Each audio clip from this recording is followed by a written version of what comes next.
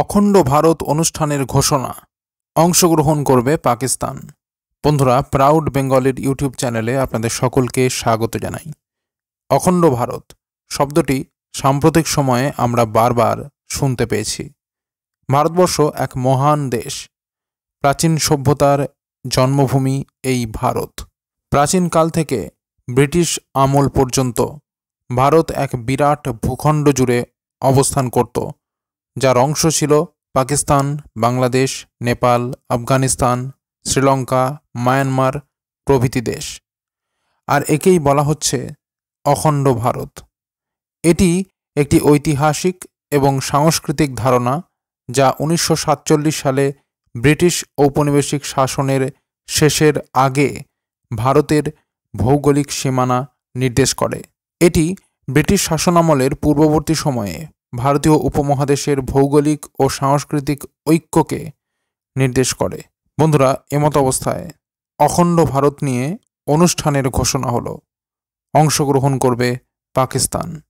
বন্ধুরা, খবরের বাকি অংশ শোনার আগে ভিডিওটিকে লাইক করে রাখুন এবং চ্যানেলটিকে সাবস্ক্রাইব করে রাখুন এই ধরনের গুরুত্বপূর্ণ খবরাখবর সবার আগে পাওয়ার জন্য। আর বন্ধুরা, সকলেই কমেন্ট বক্সে অবশ্যই লিখুন ভারত মাতার জয় এই কথাটি। ভারতের আবহাওয়া বিভাগ IMD এর 150তম প্রতিষ্ঠা বার্ষিকী উপলক্ষে ভারত সরকার ঐতিহাসিক উদ্যোগ নিয়েছে। এই উপলক্ষে ভারত এমন সকল দেশের কর্মকর্তাদের আমন্ত্রণ জানিয়েছে যারা IMD প্রতিষ্ঠার সময় অবিভক্ত ভারতের অংশ ছিল। এই দেশগুলির মধ্যে রয়েছে পাকিস্তান, বাংলাদেশ, আফগানিস্তান, মায়ানমার, ভুটান, মালদ্বীপ, শ্রীলঙ্কা এবং নেপাল। এছাড়াও মধ্যপ্রাচ্য এবং দক্ষিণ পশ্চিম এশিয়ার প্রতিনিধিদেরও এই উদযাপনে যোগ দেওয়ার জন্য আমন্ত্রণ জানানো হয়েছে। পাকিস্তান ইতিমধ্যেই এই অনুষ্ঠানে অংশগ্রহণ নিশ্চিত করেছে, তবে বাংলাদেশের অংশগ্রহণ নিশ্চিত হওয়ার অপেক্ষা চলছে।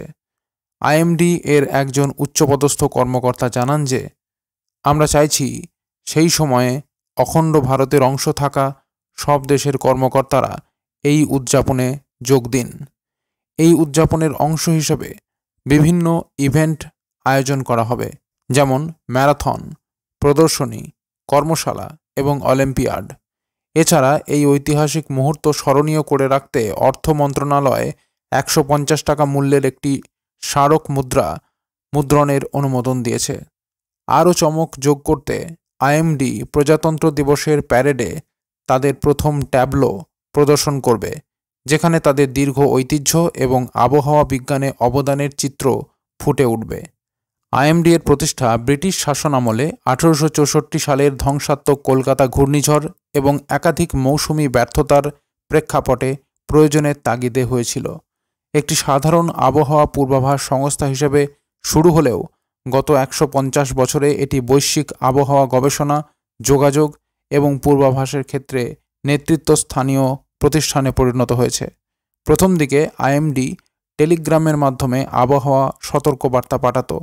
পরে এটি আধুনিক প্রযুক্তি গ্রহণ করে ইলেকট্রনিক কম্পিউটারের মাধ্যমে আবহাওয়া গবেষণায় পথপ্রদর্শক হয়ে ওঠে এবং বৈশ্বিক তথ্য বিনিময়ের জন্য ভারতের প্রথম মেসেজ সুইচিং কম্পিউটার চালু করে।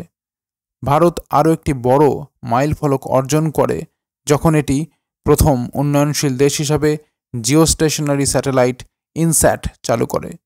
এই স্যাটেলাইট দিনরাত আবহাওয়া পর্যবেক্ষণ এবং ঘূর্ণিঝড় সতর্কীকরণ সক্ষম করে তোলে। এই ঐতিহাসিক উদযাপন IMDর গৌরবময় অতীত এবং ভবিষ্যতের সম্ভাবনাকে তুলে ধরবে। এটি শুধু ভারত নয়, বরং গোটা অঞ্চলের জন্য একটি গুরুত্বপূর্ণ মুহূর্ত হিসাবে চিহ্নিত হবে। তো বন্ধুরা, এই ছিল পুরো খবর। খবরটি যদি গুরুত্বপূর্ণ মনে হয় এবং ভালো লেগে থাকে তাহলে অবশ্যই লাইক করুন আর শেয়ার করুন। আর বন্ধুরা, সকলেই কমেন্ট বক্সে অবশ্যই লিখুন ভারত মাতার জয় এই কথাটি। বন্ধুরা, সকলেই ভালো থাকবেন। অসংখ্য ধন্যবাদ।